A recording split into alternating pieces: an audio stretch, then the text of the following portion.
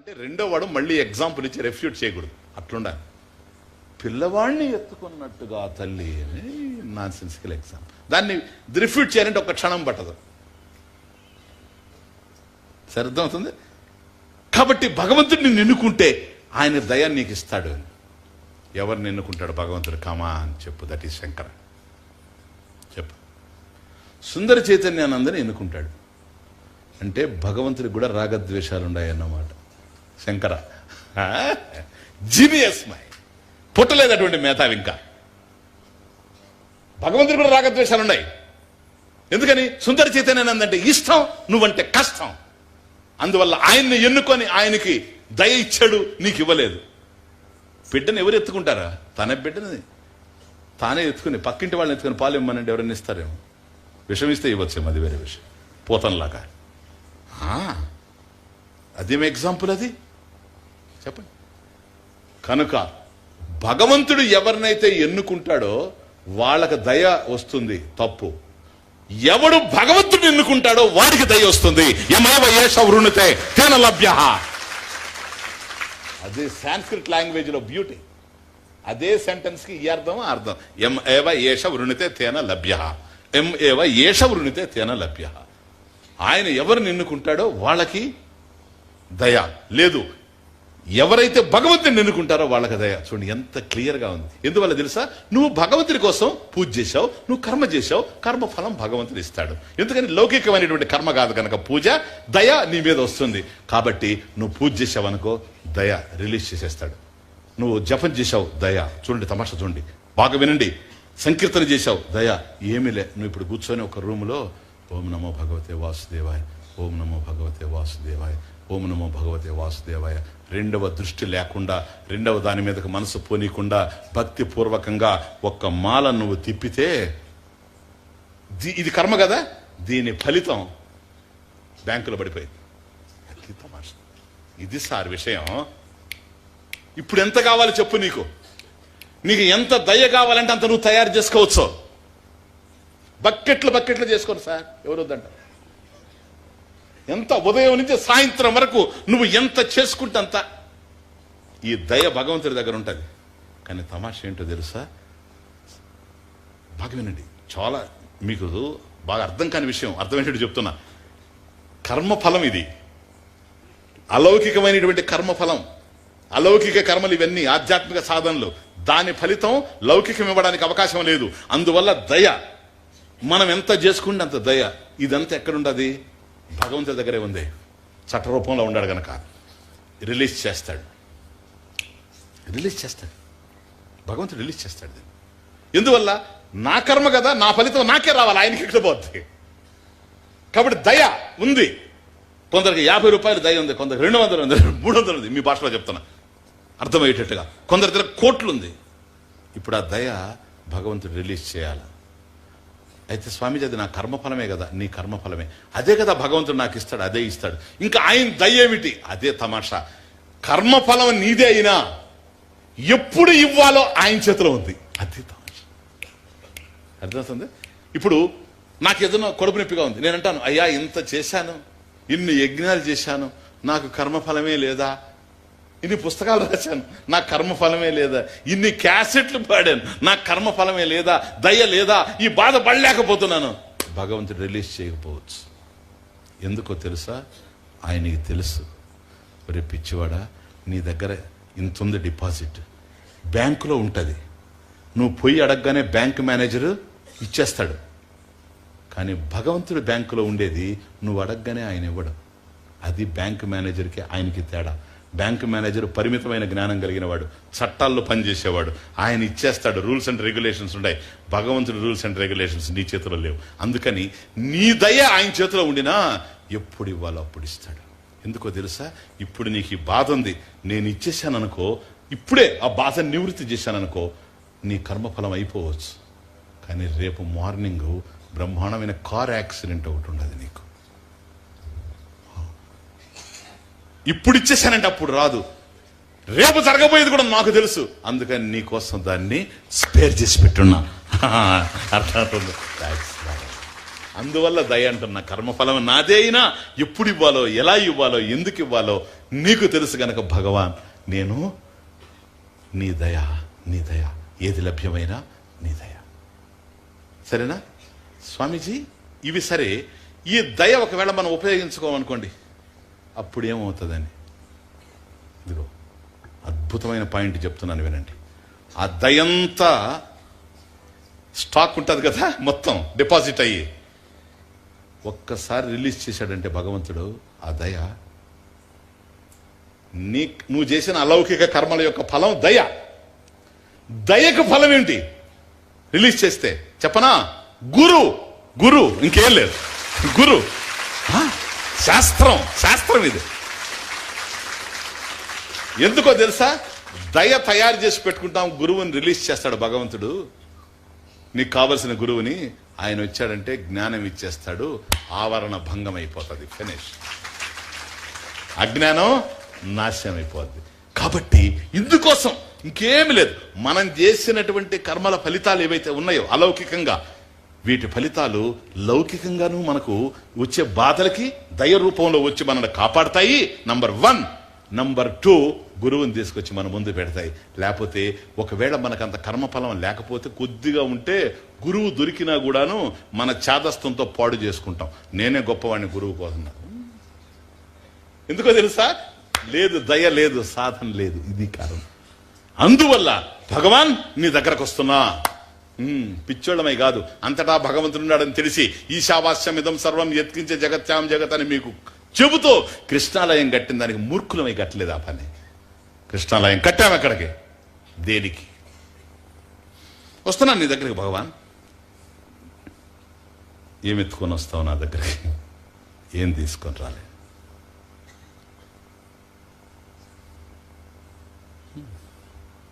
నా దగ్గర ఏముంది తీసుకొని రావడం? ఒట్టి చేతులతో ఉండేవాడిని, నీ దయతో బ్రతుకుతున్నవాడిని. ఏం తెచ్చి నీకు ఇవ్వగలను భగవాన్? ఏది నా దగ్గర ఉన్నా నువ్వు ఇచ్చిందే కదా, ఏం తీసుకొని రాగలను? 2 పండ్లు ఎత్తుకొని వస్తాననుకో నీ దగ్గరికి సీనవ్, ఇక్కడి నుంచి భక్తి భావన. 2 పండ్లు ఎత్తుకొని వచ్చాననుకోండి, ఆ పండు కూడా నీ చెట్టులోయే కదా భగవాన్, నాకెక్కడి? నీ సృష్టిలోయే కదా. పోనీ ఎత్తుకొని వచ్చాననుకో, నీ దగ్గరకు వస్తే నువ్వు అనంత బాహో. ఉదయం లేస్తే ఈ స్తోత్రాలన్నీ నేనే కదా చేసేది. సహస్రాక్ష సహస్రపాత్ అంటున్నాను కదా. సర్వతశ్రుతి మల్లోకే సర్వమావృత్య తిష్టతి, ఇవన్నీ నాకు తెలుసు కదా. నువ్వు అనంత బాహువులు కలిగిన వాడివి. ఒకవేళ నేను నీ దగ్గరకు వచ్చానుకో 2 పండ్లు ఎత్తుకొని, నువ్వు 1000 చేతులు చాచావనుకో, ఈయన అని సిగ్గుపడిపోతాను భగవాన్. నాకుండే 2 చేతులు భగవాన్. నీ 1000 చేతులకు అందించే శక్తి నాకు లేదు భగవాన్. నీకేమిస్తాను నేను? పోనీ నాయనా, నా దగ్గర ఏమన్నా తీసుకుని పోవాలని వచ్చావా? ఎందుకని? నాకు ఏది అవసరమో అడగకుండానే ఇచ్చావు కదా భగవాన్. మళ్ళీ ఏం అడిగేది నేను చెప్పు. నాకు తెలుసా ఆక్సిజన్ కావాలని. అదే ఆక్సిజన్ అందకపోతే అప్పుడు తెలిసి వస్తూ ఉంది భగవాన్ నీ యొక్క కృప ఏంటో. హాస్పిటల్లో ఉన్నప్పుడు, ఇంటెన్సివ్ కేర్ యూనిట్లో ఉన్నప్పుడు ఆక్సిజన్ పెట్టాలంటే సిలిండర్లు తెచ్చి పెడతా ఉంటే, ప్రతిసారి ఒక సిలిండర్ వస్తా ఉంటే ఒక్కొక్క బిల్లు మా చేతికి ఇచ్చినప్పుడు హాస్పిటల్లో, అప్పుడు అనిపించింది భగవాన్ కళ్ళలో నీళ్ళు వస్తున్నాయి. 70 సంవత్సరాలు నేను బ్రతికితే ఎంత ఆక్సిజన్ ఇచ్చావు నువ్వు. ఒక్క 5 నిమిషాలు నాకు ఆక్సిజన్ అందకపోతే నాకు బిల్లు కట్టమంటున్నారు. హాస్పిటల్ వాళ్ళేమో బిల్లు కట్టమంటున్నారు. నాకున్న 2 బిడ్డల్లో ఒకడు ముఖం ఒకడు చూస్తా ఉన్నాడు, ఎవరు కట్టాలా?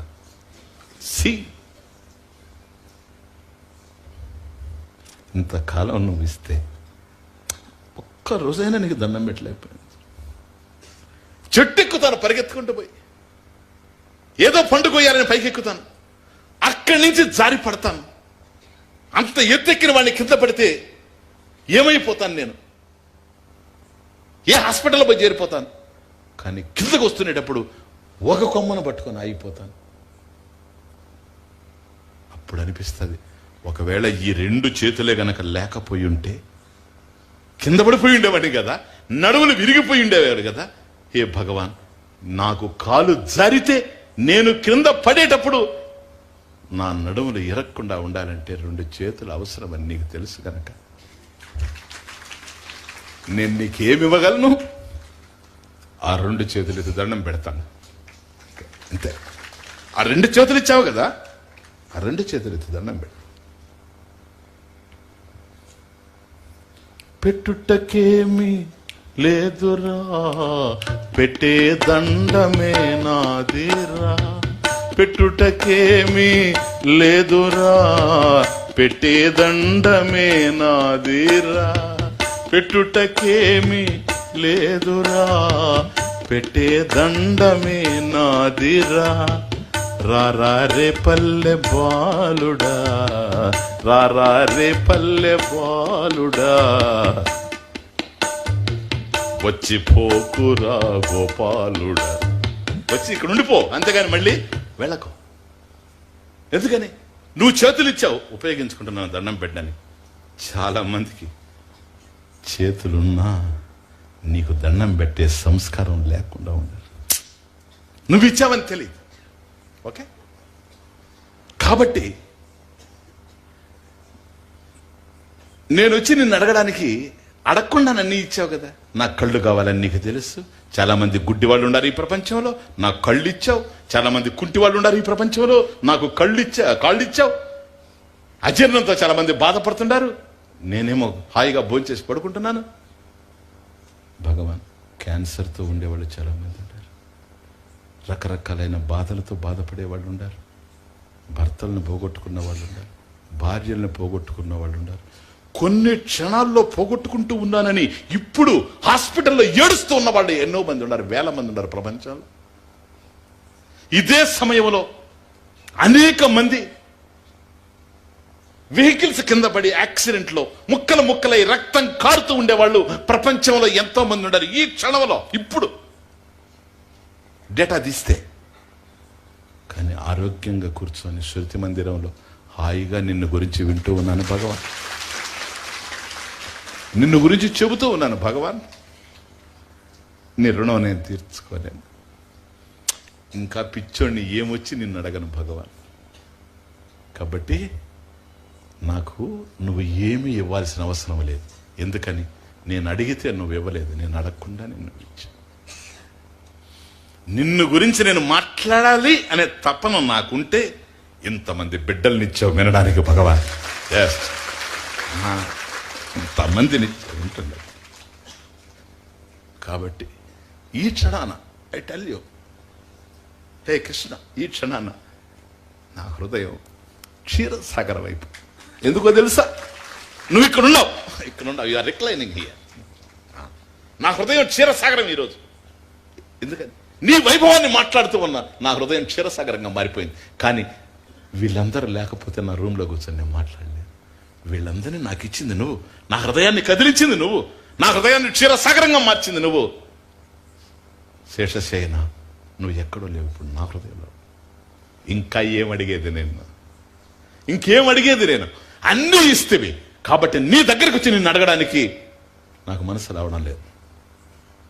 నిన్నేం అడగలేను, నీకు ఇవ్వడానికి కూడాను నా దగ్గర ఏమి. నువ్విచ్చినా నాకు అవసరం లేదు. ఎందువల్ల? ఇస్తే మాత్రం 1000 చేతులు పడివి టక్క టక్క ఇచ్చామనుకోండి, 1000 చేతులతో నేను ఇలా అన్ని కింద పోసుకుంటాను. 2 చేతులతో ఏం పట్టుకుంటాను భగవాన్? నువ్వు 1000 చేతులతో ఇస్తే. కాబట్టి నువ్వు నాకేమి ఇవ్వాల్సిన అవసరం లేదు. అండర్స్టాండ్? నేను కూడా నీకేమి ఇవ్వడానికి రావడం లేదు. కృష్ణ, నీ ఆలయానికి నేను వస్తున్నా రేపు మార్నింగ్. ఏమో ఇవ్వాలని నేను రావడం లేదు, నా దగ్గర ఏమి లేదు. నిన్ను కూడా నేనేం అడగడం లేదు, అన్నీ నాకు అడగకుండానే ఇచ్చావు. మరి ఎందుకు వస్తున్నావా? దర్శనానికి వస్తున్నావు? నో, దాంట్లో కొంత ఉంది మిలికి. ఏంటే నన్ను చూడ్డానికి వస్తున్నావా నాయనా? ఏంట పిచ్చోడా? నేను ఇచ్చింది తీసుకోవడం ఇష్టం లేదు, నువ్వేమి నాకు ఇవ్వవు. నన్ను చూడవు, ఇంకేంటి నువ్వు వచ్చేది ఎందుకు? నిన్ను చూడ్డానికి కూడా నేను రాను. చూడండి తమాష. నిన్ను చూడడం అయితే అక్కడే ఎందుక, ఇక్కడ గురించి చూడగలను.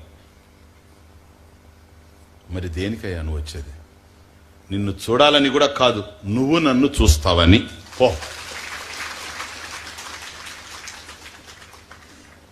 వండర్ఫుల్ ఐడియా, జీర్ణించుకోండి దీన్ని. నిన్ను చూడాలని కూడా కాదు నేను వచ్చేది, నువ్వు నన్ను చూస్తావని భగవాన్. అదేంటయ్యా?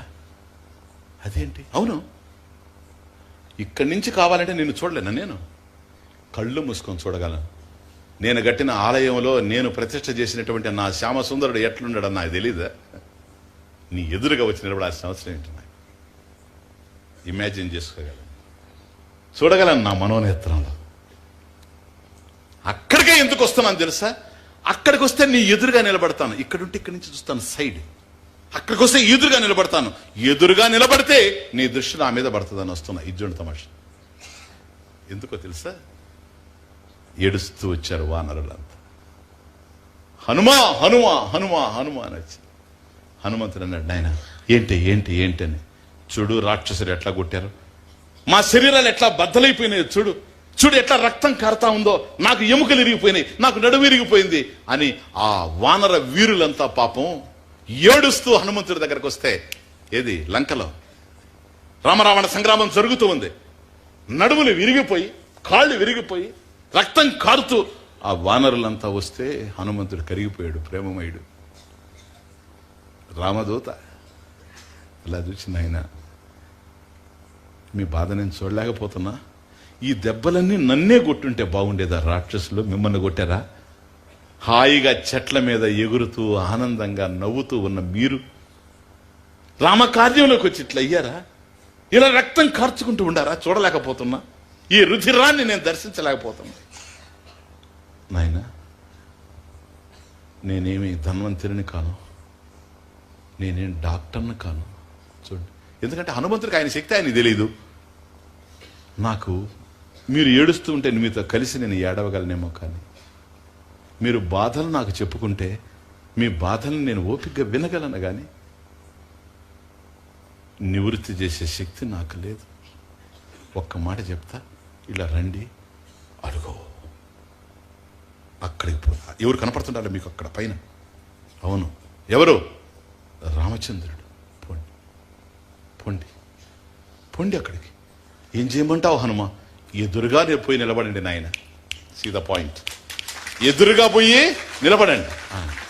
పాపం హనుమంతుడు చెప్పాడు గనక హనుమంతుడి మీద ఉండేటువంటి ప్రేమతో వీళ్ళందరూ బయలుదేరి వెళ్ళి ఆ రాముడికి ఎదురుగా ఉండాలని నిలబడ్డాడు. రాముడు చూచాడు ఎవరిని? ఈ వానర వీరుల్ని. వాళ్ళ దేహాలంతా బద్దలైపోయింది, రక్తం కారుతూ ఉంది, ఏడుస్తూ ఉండారు, వాళ్ళ కళ్ళలు నీళ్లు కారుతున్నాయి. ప్రేమమయుడు జటాయువు చచ్చిపోతేనే నానాని పట్టుకుని ఏడ్చి రాముడు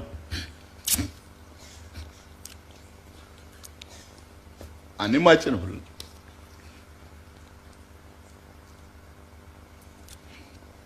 పక్షి చచ్చిపోతే హతో ద్విజ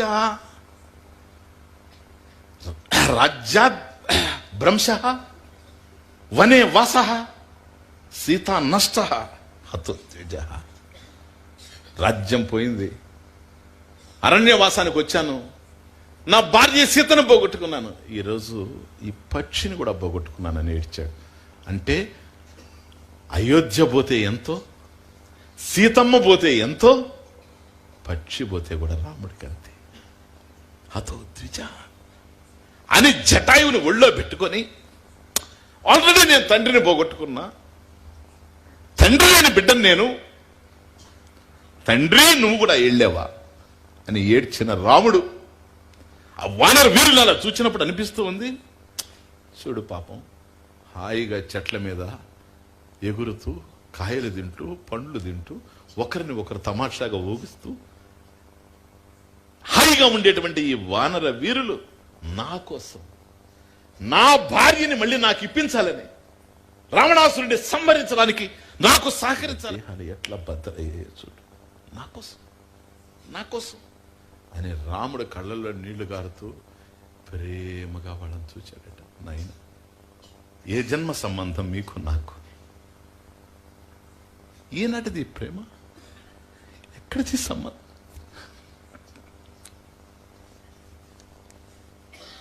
అని రాముడు చూస్తూ ఉన్నాడు ప్రేమగా. వీళ్ళకి ద్విగుణీకృతమైన శక్తి వచ్చేస్తా ఉంది. 1000 ఏనుగుల బలం వస్తుంది ఒక్కొక్కడికి. రాముడు చూస్తూ ఉంటాయి. ఎందుకని? ఇది పరమాత్మ కృపా దృష్టి, కృపావృష్టి. వెంటనే అక్కడి నుంచి పరిగెత్తుకుంటూ హనుమంతుడి దగ్గరకు వచ్చి, హనుమా, మాకు ఏ బాధ లేదు, మాకే కష్టం లేదు, ఇదిగో ఎంతో శక్తివంతంగా ఉన్నాం. హనుమా చెప్పు, ఎవరిని కొట్టమంటావు? ఆ 10 బుర్రలోని కొట్టేయమంటావా? కొట్టేస్తాం, పోయాను. ఎక్కడిది శక్తి? ఎక్కడిది శక్తి? మీరు ఒక్క పాయింట్ అర్థం చేసుకోండి. అదిగో రాముడు అని చెప్పాడే హనుమంతుడు. అప్పుడు రాముడు కనపడుతూ ఉండాడు కదా, కనపడడం లేదా? కనపడుతూ ఉంటే చూసే కదా అదిగో రాముడు అని చెప్పింది. కనపడుతూ ఉండాడు కదా రాముడు. ఇక్కడి నుంచి వీళ్ళు కూడా చూశారు కదా. కానీ ఎదురుగా నిలబడ్డప్పుడు రాముడు దృష్టి వాళ్ళ మీద పడింది.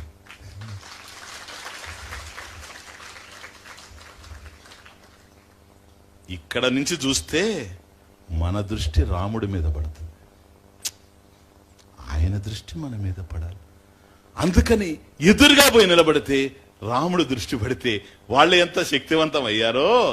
హనుమంతుడి దగ్గరకు పోతే వానరులు, నాయనా పొండి రాముడి దగ్గరికి, ఎదురుగా పోయి నిలబడండి అని చెప్పినట్టుగా ఏ గురువు దగ్గరికి శిష్యులు పోయినా, నాయన శ్యాముడి దగ్గరకు పోయి నిలబడండి. అందుకు గట్టాను నాయన ఆలయం, ఏం పిచ్చి కాదు, పోండి, గో గో. మన భక్తికి ప్రతిరూపం అది, మన సాధనకు ప్రతిరూపం.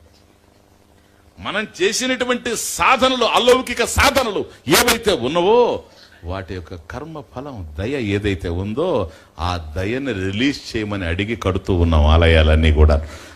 ఓకే, కాబట్టి వానరులు వెళ్ళినప్పుడు శక్తి వచ్చింది. అందుకని నీ యొక్క కృపతో బ్రతుకుతున్నాం గనక నిన్ను చూసి స్ఫూర్తిని పొందుతూ నువ్విచ్చేటువంటి ప్రేమతో మేము బ్రతుకుతాం. బిడ్డను చూడండి, ఎవరో వస్తున్నాడు బిడ్డ, తల్లి పాలిస్తూ ఉంటుంది, ఏదో ఆలోచించుకుంటుంటది. మధ్యలో ఆ చనుబాలు దాగుతూ బిడ్డ వదిలేస్తుంది. వదిలేసి తల్లిని ఎట్లా చూస్తాడు? ఆ చూపు చూడాలి నిజంగా. తల్లులు చూడరు, వాళ్ళకి ఎంతసేపు చీరలో గీరలో వాళ్ళ కర్మ వాళ్ళది. తల్లులు చూడరు. ఆ బిడ్డను వదిలేస్తే అలా జారిపోయి బిడ్డ ఇట్లా చూస్తూ ఉంటా. అప్పుడు తల్లి ఇట్లా చూస్తా, అరే రే జారిపోయిందే అని అందించబోతూ ఆ బిడ్డ కళ్ళల్లో కళ్ళు కలుపుతుంది, చూపులో చూపు కలుపుతుంది. ఆ బిడ్డ ఎందుకు చూస్తూ ఉందో తెలుసా? తీయటి చనుబాలని పానం చేస్తూ ఆ ఇచ్చిన తల్లిని చూడాలనే ఆనందం.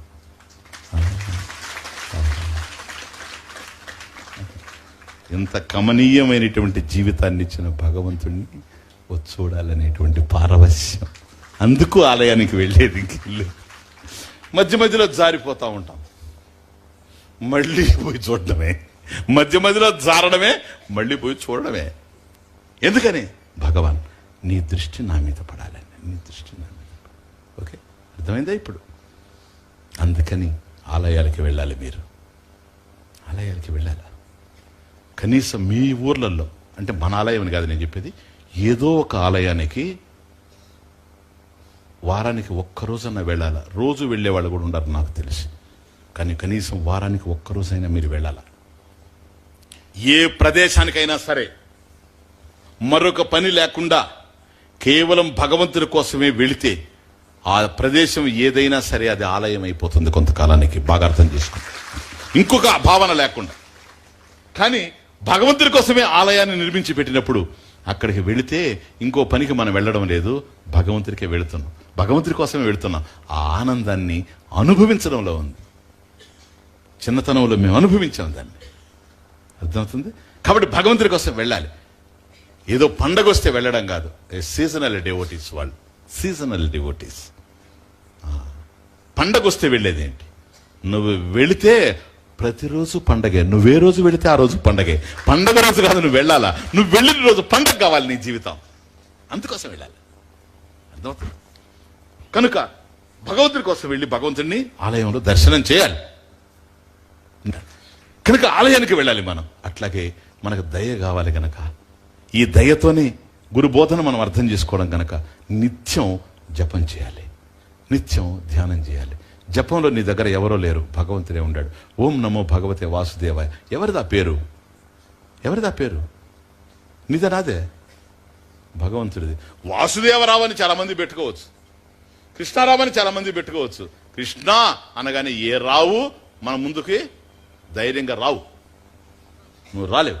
కృష్ణుడే వస్తాడు మన మనసులోకి. అది ఎవరి పేరో కాదు, కృష్ణుడి పేరు. కృష్ణ అనగానే ఏ రూపం మన మనసులోకి వస్తుంది? కృష్ణుడి రూపమే వస్తుంది. కనుక ఆ రూపం, ఆ నామం, నీ నామ రూపములకు నిత్య జయ మంగళం. కాబట్టి మంగళకరమైనటువంటిది. ప్రతిరోజు జపం చేయాలి, ప్రతిరోజు ధ్యానం చేయాలి. ఎప్పుడు సమయం ఉంటే అప్పుడు నామం నడుస్తూ ఉండాలి. ఎందుకో తెలుసా? ఇది భగవంతుడే మన హృదయంలో ఉంచుతుంది, ఈశ్వరుణ్ణి. తద్వారా మనకు అలౌకిక కర్మలు గనక దయ తయారవుతూ ఉంటుంది. భగవంతుని యొక్క దయ, భగవంతుని యొక్క దయ పడుతూ ఉంటే ఛిద్రమైన భావాలు కదలవు. మీకు ఒకటే చెప్తున్నాను, మనకు అనుకూలమైన వాతావరణం లేకపోయినా, just listen, very important point, మన చుట్టూ భక్తి చేసేవాళ్ళు లేకపోయినా, మనకు చుట్టూ భక్తికి సంబంధించిన పరిసరం కాకపోయినా, చాలా దుర్భిక్షమైనటువంటి వాతావరణంలో మనం బ్రతుకుతూ ఉండినా, మనం గనక భగవన్నామం చేస్తూ ఉంటే సరేనా, అనుకూలమైన వాతావరణాన్ని పరమాత్మ కల్పిస్తాడు. దీనికి ప్రూఫ్ ఉంది, దీనికి ప్రూఫ్ ఉంది, రుజువు ఉంది. ఎవరో తెలుసా? నేనే, ఇంకోరు అవసరం లేదు. అర్థమవుతుందే? నా జీవితం చిన్నప్పటి నుంచి తెలిసిన వాళ్ళు ఉన్నారు ఇక్కడ కొందరు. కానీ తమాష ఏమిటి, నేను చెట్ల కింద పోయి చదువుకునేవాడిని, భగవద్గీత చెట్టు కింద పోయేవాడిని, భగవద్గీతకు ఒక నది తీరంలో నిలబడేవాడిని, అక్కడ కూర్చొని చదువుకునేవాడిని, రాత్రులంతా పోయి చదువుకునేవాడిని, అక్కడ ధ్యానం చేసుకునేవాడిని. రాత్రి ఏదో పగలేదో తెలియదు నాకు. సరేనా? అనుకూలమైన వాతావరణం లేదు. నాకు అదే అనిపిస్తుంటుంది అట్లా చూస్తే. ఇంత చక్కటి వాతావరణాన్ని, హాయిగా ధ్యానం చేసుకునేటువంటి వాతావరణాన్ని, ఒక ప్రశాంతమైనటువంటి వాతావరణాన్ని, ఎప్పుడు భక్తుల మధ్య జీవితం గడిపేటువంటి ప్రశాంతమైనటువంటి స్థితిని ప్రారంభంలో లేదు. ప్రారంభంలో చాలా కష్టాలుగా ఉండినా, ప్రతికూల పరిస్థితులు ఉండినా కూడాను వాటిని ఎదురీదుతో. ఎందుకని? బ్రతుకంతా ఎదురెండ. అవన్నీ తలుచుకున్నప్పుడు ఈ పాటలు వస్తుంటాయి. బ్రతుకంతా ఎదురెండ, నీవే నిండాలి ఎద నిండా. బ్రతుకంతా ఎదురెండ, నీవే నిండాలి ఎద నిండా. బ్రతుకంతా ఎదురెండ, మనసు కావాలి పూదండ, మనసు కావాలి పూదండ. శోభించాలి నీ మెడ నిండా, శోభించాలి నీ మెడ నిండా. బ్రతుకంతా ఎదురెండా, నీవే నిండాలి ఎద నిండా. బ్రతుకంతా ఎదురెండా, ప్రేమే నా మనసు నిండా, ప్రేమే నా మనసు నిండా. అదే లే నీకు వెన్నకుండ. జుర్రాలి కడుపు నిండా, జుర్రాలి కడుపు నిండా. నా ప్రేమ జుర్రాలి నీవు నీ కడుపు నిండా, ఎన్నటికీ త్రేపకుండా. అది మళ్ళీ జుర్రేసి మళ్ళీ తేపేసావనుకో, నేను బయటపడిపోతాను. బ్రతుకంతా ఎదురెండా,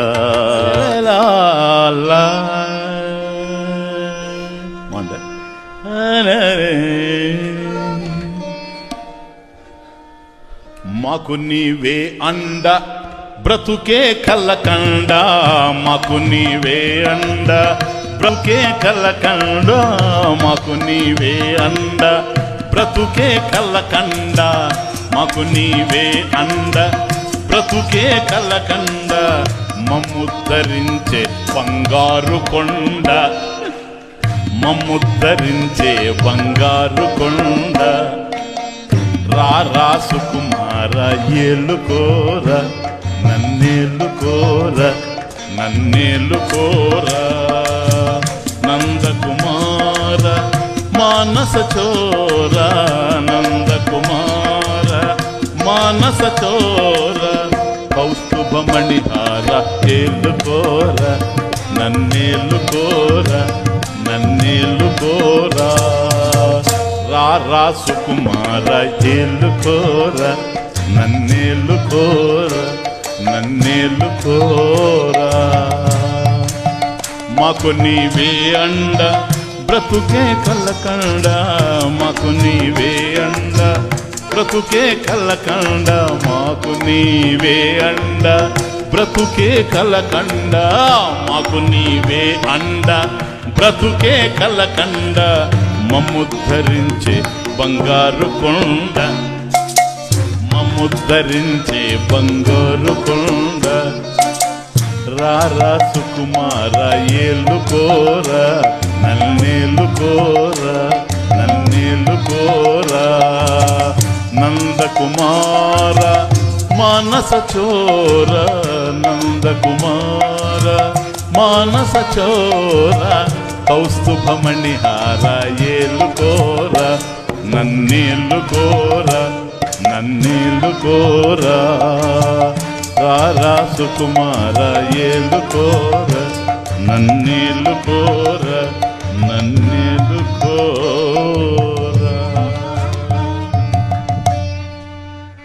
అని భగవంతుని పిలవాలే కానీ రాకుండా పోయే ప్రశ్న లేదు. కాబట్టి అయ్యా నీ మీద భక్తుల్ని నువ్వు ఉద్ధరించడం లేదు అనేటువంటి అపనింద నీ మీద లేదు, సందేహాలు లేవు.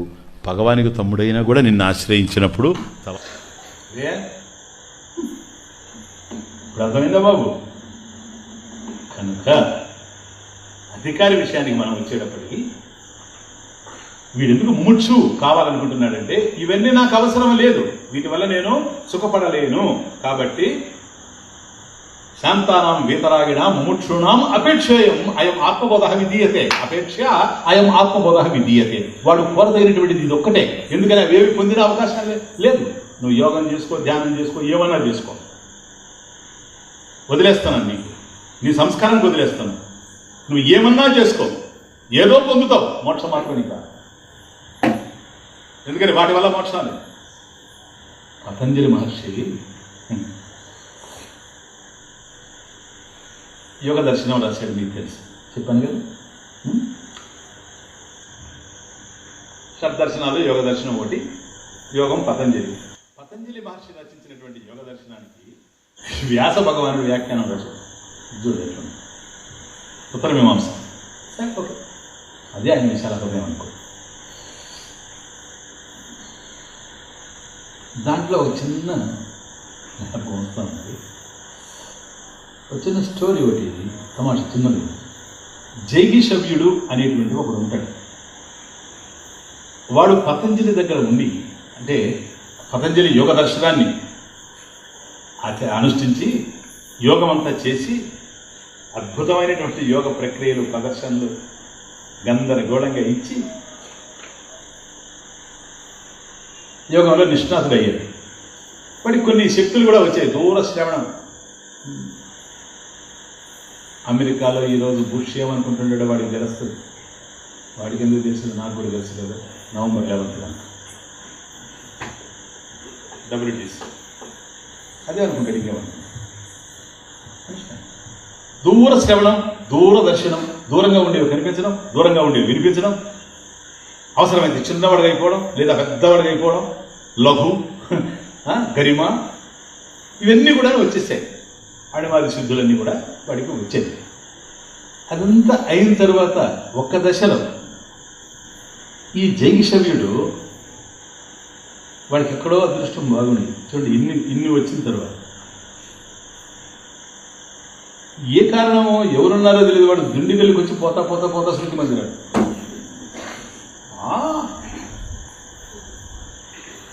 అసలు వాడు దుండిగలికి ఎందుకు వచ్చాడో, వాడు నడవాల్సిన అవసరం లేదు, లగిమ గరిమ అన్నీ ఉన్నాయి, ఎందుకు నడిచి వచ్చాడో తెలియదు, ఎందుకు నడిచిపోతున్నాడో తెలియదు, నడిచేది వాడో లేకపోతే వాడు పుణ్యం తెలియదు. విన్నాడు, ఆ గురువు బోధించినటువంటి ఆత్మజ్ఞానం విన్నాడు, ఆశ్రమంలో జాయిన్ అయ్యాడు. అర్థమవుతుంది. కొంతకాలం అయింది, వీడికి యోగం నేర్పించాడే గురువు. ఆయన పాపం ఎక్కడికో తీర్థయాత్రలో పోయి మళ్ళీ వచ్చాడు. వ్యాసుడు చెప్తాడు ఇష్టం, అది తమాషా.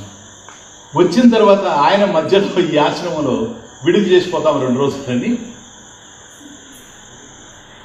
ట్రైన్లో పోతూ పోతూ సికింద్రాబాద్లో బాంబు ఉంది, అందరిని తీసేసేటప్పటికి ఎక్కడ ఉండాలి, ఇక్కడేమో ఆశ్రమాలు ఉండాలంటే అక్కడ ఒకటి ఉందని అంటే వచ్చి కూర్చోడు. ఆయన వీడు కనపడ్డాడు, ఆశ్చర్యపోయాడు. వీడు ఏంటి యోగ మార్గం వాడు కదా, వీడికి చాలా శక్తులు ఉన్నాయి, దూరశ్రవణం దూరదర్శనం, చిన్నవాడైపోయాడు, పెద్దవాడైపోయాడు, తేలిపోయేవాడు, చాలా బరువు అయిపోయేవాడు, కొండంతా ఇన్ని శక్తులు ఉండేటువంటి వాడు ఈ సుందరి చైతన్యాశ్రమం ఎందుకు చేరాడా? ఇది కేవలం జ్ఞానమే కదా, ఇక్కడ ఇంకోటి లేదు కదా. అది దగ్గరికి వెళ్ళి నమస్కారం చేశాడు. గురుదేవా వచ్చామని అప్పుడు అడిగాడు, ఏమిరా అంత యోగం నీకు చెప్పిన తర్వాత ఏమొచ్చిందిరా నీకు మళ్ళీ రోగం, మళ్ళీ ఇక్కడ వచ్చి చేరావేంటిరా, నీ దగ్గరికి అందరూ వచ్చి తిరిగిపోతా ఉంటే. గురుదేవా నమస్కారం, నాలో మహిమలు చూసి అందరూ నా చుట్టూ తిరుగుతూ ఉన్నారు, కానీ నేనేం పోగొట్టుకున్నాను ఇక్కడికి వచ్చిన తర్వాత ఆయన అర్థం కలిగింది. అక్కడ నేను యోగంలో ఏవైతే సంపాదించానో సాధించానో, కర్మభిహి సంపాదిత, ఏదైతే యోగం వల్ల నేను సంపాదించానో దాన్ని అంతా ఒకవైపు పెట్టి, ఇక్కడ ఏ జ్ఞానం అయితే వింటున్నానో దీన్ని మరొక వైపు పెట్టి చూసినప్పుడు అది ఒక దూది పింజలాగా ఉంది, ఇది హిమాలయాల్లాగా కనపడతా ఉంది నాకు, అందుకని దాని వైపు పోలేకపోతున్నాను, దీని వైపు పోతున్నాను. జయకిషోరి వాస్తవం అర్థమైతే అంతే. మోక్షం కావాలి అనుకునేటువంటి వాడికి అంతకన్నా అన్యమైనటువంటిది ఏది పొందినా దానివల్ల అది వచ్చింది అనేదే ఉంటుంది, కానీ ఏదో లేదు అనే వెలితి మాత్రం వాడి హృదయంలో ఉంటుంది, దాన్ని తీసేసే అవకాశం లేదు. అలా కాకుండా ఆప్తకాముడుగా, నిత్యతృప్తుడుగా, నిరాశ్రయుడిగా ఉండాలంటే ఆత్మజ్ఞానమే ప్రధానమైంది కనుక అటువంటి ఆత్మజ్ఞానానికి అధికారి ముముక్షు. ఈ అధికారికి వివేకము, వైరాగ్యము, షట్సంపత్తి, ముముక్షత్వం ఇవన్నీ ఉండాలి కనుక వాడికి ఇదొకటి తప్ప రెండవది లేదు కనుక ముముక్షున్నాం. అదే ఆత్మబోధ స్టార్ట్ చేస్తున్నాం. ఎందుకు వీడే అధికారి అంటున్నామంటే ముముక్షు, మోక్షమే పోయాది ఇచ్చా, ఇంకా రెండవది వద్దు సార్, ముక్తం ఇచ్చుహో, నాకు కేవలం ముక్తే కావాలి, బంధం లేని స్థితి కావాలి, దుఃఖం లేని స్థితి కావాలి. చూడండి ఎట్లా ఉంది. అందువల్ల అదొక్కటే ఆలోచన వెరీ ఇంపార్టెంట్. ఇది పురుషార్థ నిశ్చయం. ఇది లేని వాడికి అది తప్ప అన్ని ఆలోచనలు ఉంటాయి. వాడు ఆశ్రమంలో ఉన్నారు, అది అందుకని అర్థం కాదు శాస్త్రం. శాస్త్రం అర్థం కాకపోయేది ఏం లేదు. ఇవన్నీ కలత పెడుతూ ఉంటాయి. మన మనసులో ఏవైతే ఉన్నవో, అనాత్మ విషయాలు ఏవైతే ఉన్నాయో ఇవన్నీ కూడా మనం కలత పెడుతూ పోతూనే ఉంటాయి. అది వచ్చినట్టు బాధ కనుక సుతేరుతాయ సుత్యంతం బ్రహ్మైకం ప్రవిచింత్యతాం నాతి దురే నృణాం మృత్యుః ఇతి వేదాంతడిండిమా. ఆచార్య ఎవడు ముముక్షువు తెలుసా? ఇది సుప్తేరుత్యాయ సుప్త్యంతం సుప్తే ఉత్థాయ సుప్త్యంతం. నిద్ర లేచిన మొదలుకొని సుప్తే ఉత్థాయ సుప్త్యంతం, మళ్ళీ నిద్రపోయేంత వరకు బ్రహ్మ ఏకం ప్రవిచింత్యతాం, బ్రహ్మం విషయమే ఆలోచిస్తూ ఉండండి. అడుగు ముఖ్యం. నిద్ర లేచాడు అంటే కర్మ స్టార్ట్ అవుతుంది. ఏమి కర్మ స్టార్ట్ అవుతుందో తెలుసా వాడి దగ్గర? భగవంతుడు తెలుసుకోవాలి. వాడు కర్మ తప్ప లేదు. ఇప్పుడు ఏ పనైనా చేసుకో, మనసులో నడిచేది మాత్రం బ్రహ్మచింతనమే. ఎందుకని నాతి దూరే నృణాం, మనుషులకి మృత్యు చావు అనేటువంటిది అతి దూరేనా నా. చాలా దూరంలో లేదు సార్, నా అతి దూరే, అతి దూరే నా. అనుకుంటారేమో నేను ఎప్పుడో చనిపోతాను, నాకు మృత్యు ఇప్పుడు రాదు, మరణం ఇప్పుడు రాదు, నేను ఎప్పుడో చచ్చిపోతాను, అందువల్ల ఈలోగా బతికిన వాళ్ళంతా చంపుతాను ఏదో ఒక విధంగా. అది కాకుండా నాతి దూరే నృణా మృత్యు, మృత్యు అనేటువంటిది, చావు అనేటువంటిది ఎంతో దూరంలో లేదు. నా అతి దూరే, అతి దూరే నా, ఎంతో దూరంలో లేదు. ఇది వేదాంత డిండిమహ. వేదాంత భేరి మ్రోగిస్తా ఉంటుంది డిండిమహ, భేరి గర్జన. ఇది గర్జన, వేదాంత గర్జన సార్. ఇది ఏ అబ్బాయి, పుట్టావు, పెరుగుతున్నావు, ఏ క్షణాన వాలిపోతావో తెలియదు. అతి దూరే మృత్యు నా, ఎంతో దూరంలో లేదు. కాబట్టి సుప్తేహే ఉత్తాయ సుప్త్యంతం, నిద్ర లేచిన మొదలుకొని మళ్ళీ నిద్రపోయేంత వరకు సంపాదించడం తప్పు లేదు, కానీ నీ ధన సంపాదన మరొకరి జీవితాన్ని గనక అస్తవ్యస్తంగా మారిస్తే, నువ్వు సుఖపడేటువంటి ప్రయత్నంలో మరొక జీవితం గనక కష్టాల పాలైతే, వాళ్ళు ఏమవుతున్నారని నేను ఆలోచించడం వల్ల నువ్వు సుఖపడలేవు అంటున్నా. That is my point.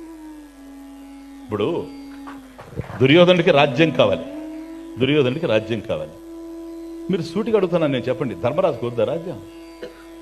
అది ఈ కోణంలో చూడండి మీరు. దుర్యోధనుడికి రాజ్యం కావాలి, ధర్మరాజుకు వద్దా?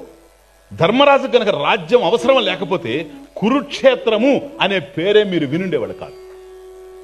ధర్మరాజుకు కూడా రాజ్యం కావాలి కనుకనే కురుక్షేత్రానికి వచ్చాడు. కాకపోతే అతను 11 అక్షోహిణీల సైన్యంతో వస్తే ఈయన 7 అక్షోహిణీల సైన్యంతో వచ్చాడు, యుద్ధం చేయడానికే వచ్చాడు. ఇద్దరికీ రాజ్యం కావాలి, దాంట్లో ఏమి డిఫరెన్స్ లేదు. కాకపోతే ధర్మబద్ధంగానే రాజ్యం కావాలి ధర్మరాజుకి, అధర్మంగా అయినా సరే రాజ్యం కావాలి దుర్యోధనుడికి. This is the point. కనుక అయ్యా నీకు అధర్మంగా రాజ్యాన్ని ఇస్తాము అని కనుక చెబితే ధర్మరాజు యాక్సెప్ట్ చేయడు. దుర్యోధన నీది అధర్మము అని తల్లిదండ్రులు చెప్తే కూడా వినలేదు. ఒక దశలో అన్నది గాంధారి, నేను వీడిని కనకుండా ఉంటే బాగుండని. ఈరోజు చాలా మంది తల్లులు అంటున్నారు ఈ మాటలు, కానీ వాళ్ళకి నేను చెప్తున్నది ఒకటే, ఆ తల్లులకంతా మీరన్న మాట గాంధారి కూడా అన్నింది. మహాపతివ్రత, మహాజ్ఞాని గాంధారిని అందరూ పొగుడుతూనే ఉన్నారు. కానీ స్వామీజీ చైతన్య భారతంలోనే ఒక విశ్లేషణ చాలా విభిన్నంగా, విలక్షణంగా నడిచింది. అంటే గాంధారి అంతటి మహాసాధ్విని తప్పు పట్టేటువంటి పరిస్థితి కాదు. కానీ నేను ఒకటే ఒక ప్రశ్న వేశాను, గాంధారి చేసిన తప్పు కూడా నాకు చాలా పెద్దగా కనిపించింది. ఊరికే ఏదో ఊహించి రాయలేదు చైతన్య భారతం, అది ప్రామాణికమైనటువంటి గ్రంథం. 1,00,000 శ్లోకాలు చదివి భారతాన్ని రాశాను, 24,000 శ్లోకాలు చదివి రామాయణాన్ని రాశాను, 18,000 శ్లోకాలు చదివి భాగవతాన్ని రాశాను. వీటి మధ్యలోనే మరొక 100 గ్రంథాలు రాశాను. ఈ మధ్యలోనే మీకు 200 యజ్ఞాలు, ఒక్కొక్క యజ్ఞం 10 రోజులు తక్కువ లేకుండా 200 యజ్ఞాలు చేసి 10 రోజుల క్రితం నిజాం కాలేజీలో యజ్ఞాన్ని 201వ యజ్ఞాన్ని సమాప్తి చేశాం. ఎందుకంటున్నానంటే ధృతరాష్ట్రుడు అంధుడు, అదొకటి. లేదు, this is a different point Chakrapani గారు. నేను ఒక డిఫరెంట్ పాయింట్ చెప్తాను మీకు. నేనంటున్నా, అసలు ఎక్కడి నుంచి పుట్టుకొచ్చింది ఈ వైరం అనేది కూడా ఒకటి ఆలోచించాలి మనం. చిన్నప్పటి నుంచే ఉంది వాళ్ళ మధ్యలో వైరం. దీన్ని డెప్త్ సైకాలజీలో నుంచి చూస్తే కానీ అర్థం కాదు మహాభారతాన్ని. చిన్నప్పటి నుంచే ఉంది. ఎందుకు వచ్చింది ఆ వైరము అని కనుక ఆలోచన చేస్తే, ఏమో నాకు చాలా నిగూఢంగా శ్లోకం బై శ్లోక నేను పోయినప్పుడు అందులో వ్యాసుని యొక్క వైచిత్ర్యం, కవితా వైచిత్ర్యం అద్భుతం. ఒక్కొక్క ఆ పదాన్ని పట్టుకున్నప్పుడు మనం చాలా దూరం పరుగులెత్తుతాం. దుర్యోధనుడికి ఆ విధమైనటువంటి ఈర్ష, మాత్సర్యం, వైమనస్యం ఇవన్నీ రావడం వెనక ఒకటి కనపడతా ఉంది. ఏమిటో తెలుసా? అటు పాండవులు తన వయసులోనే ఉండాలి, అందరూ ఒకే ఎలిమెంటరీ స్కూల్కి వెళ్ళి వస్తున్నారు, అది తమాషా, ఒకే గురువు. కాకపోతే ఇంటికి రాగానే నాయనా రారా, దగ్గరికి రా, అదేమిటి ధర్మరాజు నీకేదో దెబ్బ తగిలినట్టుంది నాయన, ఎక్కడన్నా పడ్డావా, భీమా నీకు ఇలా ఏమిటి అని అడిగేటువంటి కుంతి అక్కడ కనపడతా ఉంది. కానీ ఈవిడ అంధురాలై కూర్చోనుంది. బాగోగులు చూసేటువంటి అవకాశం లేదు, దుర్యోధనుడిని చూసే అవకాశం లేదు. అందువల్ల అనిపిస్తా ఉంది ఈ ధర్మరాజు, భీముడు, నకులుడు, సహదేవుడు, అర్జునుడు వీళ్ళకి అటువంటి తల్లిదండ్రులు ఉన్నారు, కానీ నా తల్లిదండ్రులు గుడ్డివాళ్ళు. ఇది ఇక్కడ స్టార్ట్ అయింది అసలు. కనుక ఎలాగో జాత్యంధుడు గనక, బాన్ బ్లైండ్ గనక, పుట్టుకతోనే అంధుడు గనక బిడ్డల్ని సరిచేసేటువంటి అవకాశం ధృతరాష్ట్రుడికి లేకుండా పోతే, కళ్ళున్నటువంటి గాంధారి అదేదో పెద్ద పాతివ్రత్యమని కళ్ళకి గంతలు కట్టుకోవడం వలని దుర్యోధనుడు నాశనం అయిపోయాడని నేను అభిప్రాయపడుతూ ఉన్నా. తండ్రి సరిచేసే అవకాశం లేదు, తల్లిగా నువ్వు సరిచేసే అవకాశం ఉండింది నీకు, కానీ నువ్వు కూడా గంతలు కట్టుకున్నావు కళ్ళకి. మీకు నేను చెప్తున్నా, భారతదేశంలోనే జరిగిందమ్మా, ఎక్కడో జరగలేదు. ఒక ఇంట్లో తండ్రి గనక ధృతరాష్ట్రుడైతే తల్లి అన్న కళ్ళు తెరుచుకోమని నేను చెప్తున్నా. లేక తల్లి గనక గాంధారిలాగా కట్టుకుంటే తండ్రి అయినా సరే కళ్ళు తెరుచుకోవాల్సినటువంటి అవసరం ఉంది. ఎందుకనంటే కేవలం ఏదో పాఠశాలల్ని, సమాజాన్ని, ప్రభుత్వాన్ని, వీటిని మనం నిందిస్తే ఉపయోగం లేదు. కాబట్టి ఈ విధంగా చిన్నప్పటి నుంచే తయారయ్యాడు.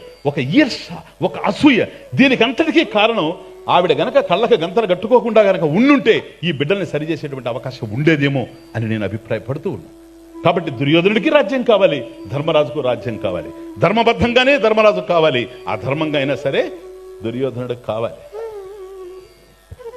దుర్యోధనుడికి ధర్మం తెలియదా? నెక్స్ట్ క్వశ్చన్, ధర్మరాజుకు రాజ్యం వద్దా అని అడుగుతున్నా. ఇప్పుడు నేను అడుగుతున్నా, దుర్యోధనుడికి మనం తెలియదా అని అడుగుతున్నా. శుభ్రంగా తెలుసు. ఎందుకు? ఇద్దరు ఒకటే రెసిడెన్షియల్ స్కూల్సా? ధర్మరాజు, దుర్యోధనుడు ఏ ధర్మాన్ని అయితే విన్నాడో అదే ధర్మాన్ని దుర్యోధనుడు కూడా విన్నాడు. ధర్మరాజు విన్న ధర్మమే దుర్యోధనుడు విన్నాడు. ఒక మాస్టర్ చెబుతున్నాడంటే, ఒక పిల్లవాడికి ఫస్ట్ క్లాస్ రావచ్చు, ఒక పిల్లవాడు డిస్టింక్షన్ లో పాస్ కావచ్చు, ఒక పిల్లవాడికి 30 మార్కులు రావచ్చు, ఒకడు డుమ్మా కొట్టచ్చు. కానీ నలుగురికి ఒకే విధమైన టీచింగ్ అందుతా ఉంది స్కూల్లో. ఇది కూడా మనం అర్థం చేసుకోవాల్సిన అవసరం ఉంది. మాస్టరు ఒక పాఠం ఒకేసారి చెప్తాడు, అప్పుడు చెప్పిన మాస్టర్లు కూడా అట్లాగే చెప్పారు. కాబట్టి ఏ ధర్మం అయితే గురువుల దగ్గర ధర్మరాజు గ్రహించాడో అదే ధర్మాన్ని దుర్యోధనుడు కూడా విన్నాడు. మరి విని ఎందుకు అయ్యాడు ఇట్లా? ధర్మం తెలిస్తే లాభం లేదు. Understand point. ధర్మం తెలిసే మనం తప్పులు చేసేది. ఇప్పుడు ధర్మం తెలియని వాళ్ళు ఎవరు ఈ ప్రపంచంలో? ధర్మం తెలిస్తే లాభం లేనే లేదు. తెలియాలి, తెలిస్తే లాభం లేదు. అధర్మం తెలిసి కూడా ఉపయోగం లేదు. బాగా అర్థం చేసుకోండి. ఇవి మన శాస్త్ర లోతులు, ఇది సనాతన ధర్మ వైభవం, ఇది ఆర్ష సంస్కృతిలో ఉండేటువంటి విజ్ఞాన సౌరభం. ధర్మం తెలిసి ఉపయోగం లేదు, ఆ ధర్మం తెలిసి ఉపయోగం లేదు. ఎందుకని స్వామీజీ? ఆ మాట దుర్యోధనుడే చెప్పాడు చచ్చిపోయేటప్పుడు. It is his message. జానామి ధర్మం నచ మే ప్రవృత్తి, జానామ్య ధర్మం నచ మే నివృత్తి. See the point. ఎంత అద్భుతంగా మాట్లాడు. చచ్చిపోతూ దుర్యోధనుడు ఇచ్చినటువంటి లాస్ట్ మెసేజ్ ఇది మహాభారతంలో. జానామి ధర్మం, నాకు ధర్మం తెలుసు. ఐ నో ధర్మ. జానామి, అహం జానామి. ధర్మం అహం జానామి, నాకు ధర్మం తెలుసు. నచమే ప్రవృత్తి, కానీ దాన్ని ఆచరించాలని నేను ఎప్పుడు అనుకోను. జానామి అధర్మం, అహం అధర్మం అపి జానామి, నాకు అధర్మం కూడా తెలుసు. నచమే నివృత్తి, దాని నుంచి విడిపడాలని కూడా నేను అనుకోను. You see his. నాకు ధర్మం తెలుసు, ఆచరించాలనుకోలేదు. నాకు అధర్మం తెలుసు, విడిచిపెట్టాలనుకోలేదు. This is my character. ఇది దుర్యోధన ఓవాచ. అర్థమవుతుంది? అయితే ఎందుకు చేసావయ్యా ఈ పని అని అడిగితే దానికి చెప్పాడు. తర్వాత చూడు తమాష ఎంత బాగుందో. ఇవన్నీ డీప్గా చూడాల్సిన విషయాలు. జానామి ధర్మం నచమే ప్రవృత్తి, జానామ్య ధర్మం నచమే నివృత్తి, కేనాపి మార్గేణ హృది స్థితేన యథా నియుక్తోస్మి తథా కరోమి. ఎవరో నాలో ఉన్నారంటాడు. ఎవరో నాలో ఉండి ప్రేరేపిస్తూ ఉంటే నేను ఇవన్నీ చేసేసాను. యథా నియుక్తోస్మి తథా కరోమి. వాళ్ళు ఎట్లా నియమిస్తూ ఉంటే ఆ విధంగా నేను చేస్తూ పోయినాను. ఎవరో నాలో ఉన్నారంటాడు. ఎవరుండారు చెప్పండి లోపల? నీ చేత లోపల తప్పు చేయించేవాళ్ళు ఎవరు? గుండె, ప్యాంక్రియాసా, లివరా? ఎవరు సార్ లోపల ఉండేది? చెప్పనా? Likes and dislikes, likes and dislikes, ఇంకేమి లేవు. రాగము, ద్వేషం. ఇది నాకు కావాలి, తప్పులేదు. ఇది ఇచ్చాశక్తి. పరమేశ్వరుడు ఇచ్చాడు మనకి ఈ శక్తి. ఒక పక్షి కోరుకోలేదు, ఒక చెట్టు కోరుకోలేదు, ఒక రాయి కోరుకోలేదు. స్వాములు వాళ్ళు చెప్తారు విచిత్రం, కోరికల్ని చంపుకోండి. ఎందుకని? వాళ్ళ చేత కాదు కనుక. మా చేత కాదు కాబట్టి చెప్తాం మీకు కోరికలను చంపుకోమని. Non sense, foolishness. కోరికలు నువ్వెందుకు చంపుకుంటావయ్యా? కోరికలను చంపుకోవాల్సినటువంటి అవసరం నీకేం పట్టింది? కోరుకునేటువంటి శక్తి భగవంతుడు నీకు ఇచ్చినటువంటి వరం. అండర్స్టాండ్? రాయి కోరుకుంటుందే, చెట్టు కోరుకుంటుందే, ఈ మైక్ కోరుకోగలదా? మరి కోరికలు లేకుండా ఎట్లుంటాయి? చెప్తున్నా, భగవద్గీత బోధించాలనేటువంటి కోరిక గనక కృష్ణుడికి లేకపోతే భగవద్గీత వచ్చేదే? రామాయణం రచించాలనేటువంటి భావన గనక వాల్మీకి లేకపోతే మనకు రామాయణం వచ్చేదే? భారతం రచించాలి, భాగవతాన్ని రచించాలని వ్యాసుడు అనుకోకపోతే మనకు ఇవన్నీ వచ్చేటియే? అవన్నీ కోరికలు కాదేమిటి? ఇప్పుడు ఈ ప్రపంచంలో ఎంతో మంచి చేసేటువంటి మహాత్ములంతా ఇవన్నీ కోరికలే కాదు, మంగళకరమైనటువంటి కోరికలు. కాబట్టి కోరికలు చెడ్డవి కావు, వాటి మధ్యలో మనకు అవగాహన లేదు, అంతే. ఇంకేది కోరిక వస్తే ఒక మొక్క నుంచి పువ్వు వచ్చినట్టే. అటువంటి కోరిక గనక కలిగితే దానివల్ల చక్కటి సౌరభం వెదజల్లబడినట్టుగా, చక్కటి సుగంధం విరజమ్మబడినట్టుగా మన నుంచి కదిలేటువంటి సంకల్పాలు ఏవైతే ఉన్నాయో ఇవి సమాజపరంగా అభ్యుదయానికి దారితీస్తాయి. కాబట్టి ధర్మం తెలిసి ఉపయోగం లేదు, అది నా పాయింట్. అధర్మం తెలిసి ఉపయోగం లేదు. ఈ రెండు దుర్యోధనుడికి తెలుసని మీకు అర్థమవుతుంది ఇప్పుడు. కాకపోతే అధర్మంగా జీవిస్తే వచ్చే నష్టం ఏమిటో మనిషికి తెలిసి రావాలి. ఇది పాయింట్. ధర్మం తెలిసి అధర్మం తెలిసి ఉపయోగం లేదు. అధర్మంగా చరిస్తే ఏం జరుగుతుంది? నాకు ధర్మం తెలుసు, నేను ధర్మాన్ని ఆచరించను, నాకు అధర్మం తెలుసు, నేను విడిచిపెట్టను అని అనుకున్నాడు. కాబట్టి ఇంతమంది నా వెనకుండారు గనక, భీష్ముడు ఉన్నాడు, ద్రోణుడు ఉన్నాడు, కృపుడు ఉన్నాడు, కర్ణుడు ఉన్నాడు, వీళ్ళందరూ ఉన్నారు గనక రాజ్యం నాదే అని అభిప్రాయపడ్డాడు. గాని ఇంతమంది ఆ వైపు నిలబడ్డా సరే తొడలు విరిగి రక్తపు మడుగులో ఆ ఇటుకల మధ్య దొల్లుతూ ఆ సరోవర తీరంలో దుఃఖపడేటువంటి పరిస్థితి వస్తుంది అధర్మంగా చరించడం వల్ల అనేది గనక ముందే గనక తెలిసి ఉంటే ఈ పాటు పడేవాడు కాడు అని మాత్రం మీకు నేను అనుకుంటున్నా.